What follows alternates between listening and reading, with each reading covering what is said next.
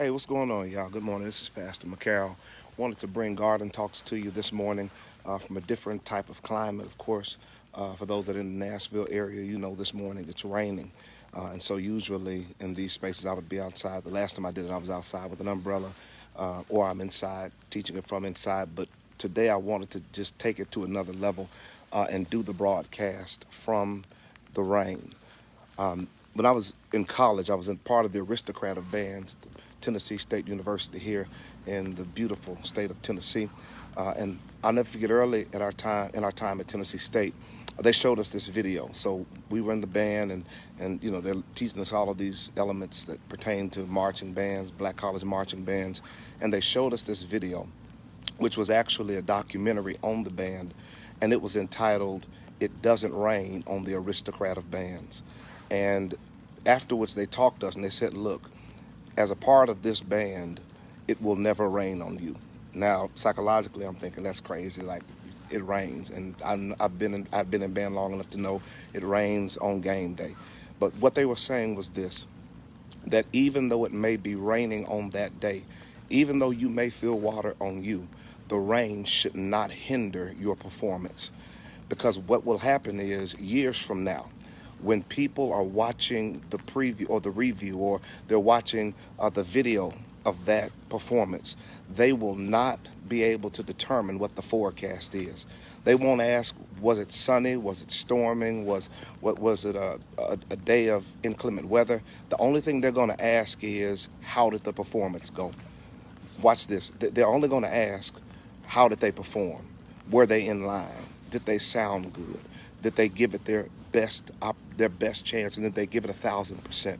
And here's what I've learned. I've learned that as we look back over history and as we watch the greatest among us do things, the last question that's usually asked is, what was the climate of their life like? What was the climate of their moment like? And most times we're paying attention not so much to the climate, but to the production. In other words, each of us in seasons of rain or moments of rain, storms, challenges, trauma, adversity, have two options. We can allow the rain to make us resign from the moment and choose to wait until another moment comes that's much more comfortable and conducive before we perform, or we can choose to do it in the rain. And the greatest among us are those that did not allow the rain to be an excuse for resignation. That they're the ones that said, look, man, I know the weather's bad. I know the climate's not favorable, but I have a job to do. And I refuse to let the climate determine whether or not I will produce. Now, I don't know who's on here this morning, and I don't know what you may be going through. I don't know what you may be facing, but I just came to tell you that if you're serious about being great, you're going to get some rainy days. The fact is, all of us, man, all of us are going to have some rainy days. And in that rainy day, you have a decision to make. Like this morning, I got up, and I was like, man, it's raining. And I looked outside, looked out the front door, saw it was raining, then looked out the back door as if there's going to be different weather in the backyard. Well, we do garden talks, then it's going to be in the front yard. But I looked out the door, out of each door, and saw that it was raining. And my first thought was, do garden talks inside. And then I thought, well, don't work out this morning. Just do some stuff inside. Do the push-ups, do leg raisers and all of that inside. And then something inside of me said, no, you need to get out and walk the 2 miles. Go ahead and put the work in. Yes, it's raining. Put on your rain gear and go out and walk the 2 miles. And the more I began to walk, I began to realize that this is a picture of greatness. This is a picture of what the top 2% or the top 5% of any field understand. They understand that there are always going to be excuses for not doing, but there has to be a purpose for doing inside of you that's greater than the excuse for not doing that's on the outside of you. And so my brothers, my sisters, as you're watching this garden talk, I want to say good morning first and foremost. I'm a little late for that, but I want to say good morning, and I'm glad to have you on. But this is the morning that will change everything. It's the morning where you make up your mind to say, look, I'm not going to let the rain stop me. I want you to think about the greatest people you've heard of in our faith or in your culture, in your background, in entertainment, in entrepreneurship. And when you begin to think about it, you begin to realize that they learned how to produce in the rain. Now, here's the other piece of it. There's some rains that umbrellas can't protect you from. That there are some rains that protective gear won't get off of you. The rain of adversity on your job, sometimes there won't be protective gear for that. So sometimes the rain of what's going on in your home, there won't be protective gear for. Sometimes you've got to feel the rain. Sometimes but you've got to be willing again to have more purpose and fight and commitment within you than there is rain around you. And so going back to what they taught us at TSU, and I never forget the first time we had to perform in the rain. It was in Orlando, Florida, man. It was pouring down. We were playing FAMU, and we just finished our set, and it was beginning to rain. We finished up, and then we looked out, and this torrential downpour came. And FAMU, you can see it, 1995, Orlando, Florida, FAMU. The video's on YouTube. They go out, and it's like a torrential downpour, like typhoon-like rains. And these guys go out, and from the time they blow the first whistle until the time they blow the last whistle, they did the entire performance, from crawling on the ground to falling on their backs. Everything was in sync, in rhythm. And all of us in that moment watched something that changed all of our lives. We realized that 10 years from now, 20 years from now, 30 years from now, people will not remember how bad the moment was coming against you. They will only remember how great your commitment was to it. And so the question I have for you is, will you let the rain stop you?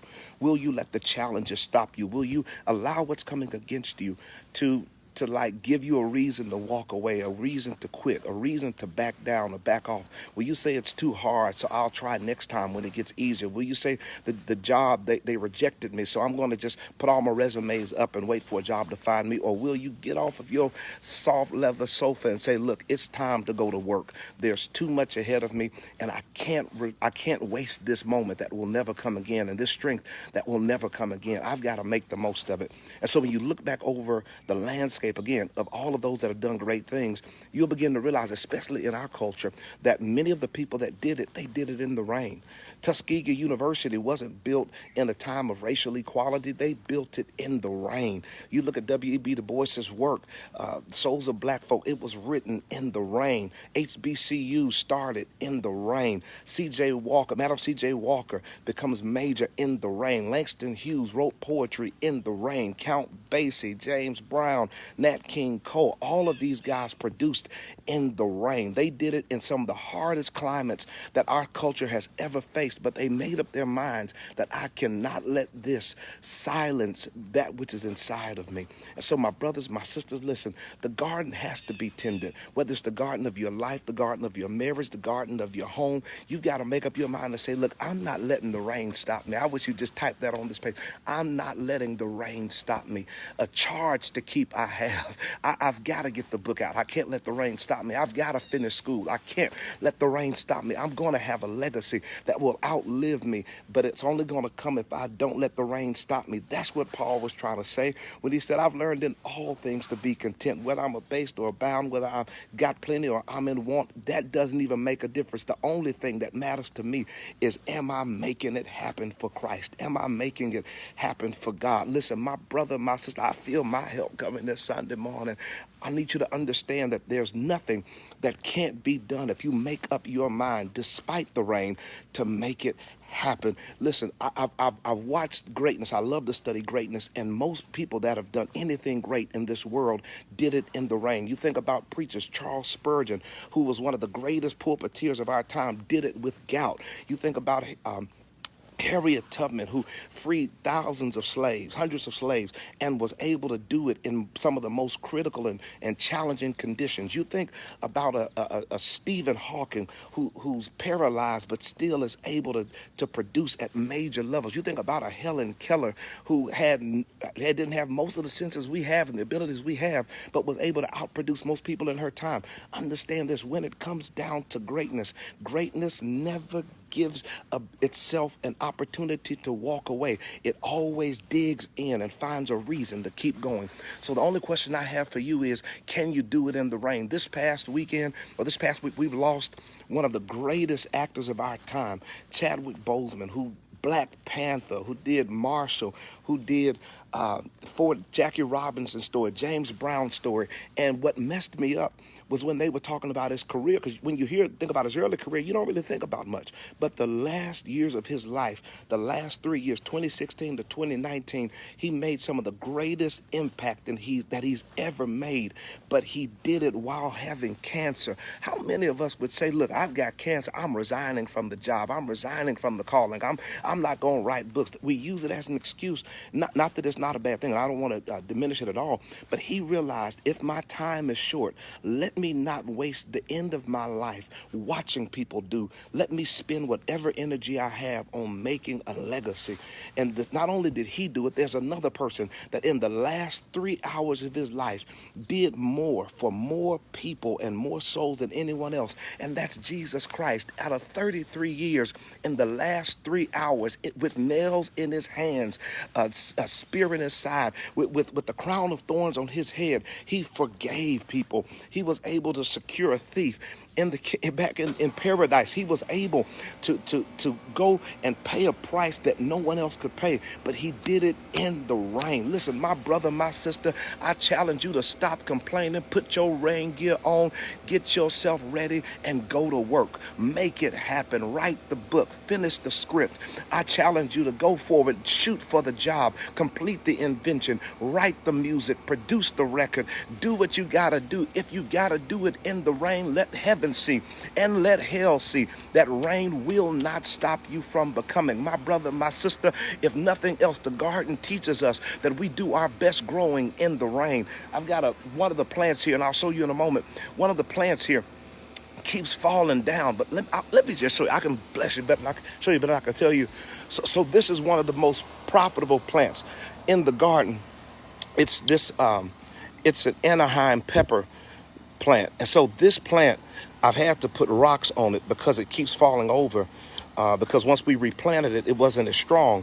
But what it does is it will fall over, but I'll see if I can show this to you. Where the rocks are, there are two sets of roots. So this two sides of roots. So this side of roots right here are strong, but these roots, as you can see, are not as strong. They keep coming out of the ground. But what happens is this plant will lean over, but it won't let itself be uprooted. It'll let the rain knock it over, but it won't stop growing. And many of the leaves that are here, the new peppers that are here, are the ones that came while it was leaning over. I didn't even know the plant was leaning until I'd gotten back in town, and the plant made up its mind, look, I may lean, but I'm still going to perform. I may have to go through rain, but I'm still going to perform. I wish I had somebody here that'll say, I may be leaning, but I'm not lost. I may be leaning, but I'm not giving up. I may have to face some of the challenges that come with this. I may have to go through chemotherapy. I may have to have coworkers that don't talk to me. I may have to deal with stuff with my kids or my spouse, but I'm still performing. Man, I feel this thing all morning. So my brothers, my sisters, the best of us do it in the rain, and the rest of us walk away when the rain comes. Which one will you be? Will you be the one that has something to show for 30 years from now when no one's looking at the forecast, but they're looking at your productivity? Or will you be the one that tries to give excuses and hopes that people pay attention to how rainy it was the day you didn't make it happen, or pay attention to how challenging the circumstances were the day you chose to walk away, or the day you chose to not produce? Listen, I don't know about you, but I've made up my mind. Let's make it happen, baby. Let's make it go forth. Let's give God all we've got. We may have to go through hard seasons, but hard seasons happen to the best of us and the worst of us. The question is, will you be able to say like Paul, I can do all things. I can do all things. I can do all things through Christ that gives me strength. My brothers, my sisters, this is Garden Talk. I hope y'all ready for this. It's going hard. And listen, I encourage you again to share this post if you can. If you don't know how to share, then call your neighbor who's on Facebook and let them share it. Put it wherever you can put it. If you know someone that needs the fight, that needs the encouragement to get through what they're going through, then I challenge you to send it to them. Say, look, check this out. It will bless you. But until next time, I want you to keep going, keep producing, keep doing what you do, the way you do and the way God has called you to do it. Because God is depending on us to produce, not to sit back waiting for the weather to get good. God bless y'all. Enjoy this day. Also, want to encourage you, for those that check out Wednesday night check-ins, the journals will be on sale this Wednesday night. We're only charging just shipping and handling for them. So they'll be ready to go. And then if you have not purchased your copy of Garden Talks, I want to encourage you to go ahead and get that. JamesMcCarroll.org. You can check out the website and you can go on there and get that. Go and pick up your copy of Garden Talks. It formally releases 2 weeks from today. So I'm excited about that, and we'll tell you more information next week about the release event and how you can get your copy and how you can get there. Listen, God bless y'all. Enjoy this beautiful Sunday morning. Go cook some eggs and some grits and some biscuits. Or if you're a vegan, go make a celery and peanut butter snack, or do whatever you do. But however you have to do it, man, make sure you're making it happen, because the greatest of us make it happen in the rain. God bless y'all. Take care. Have a great day. Goodbye.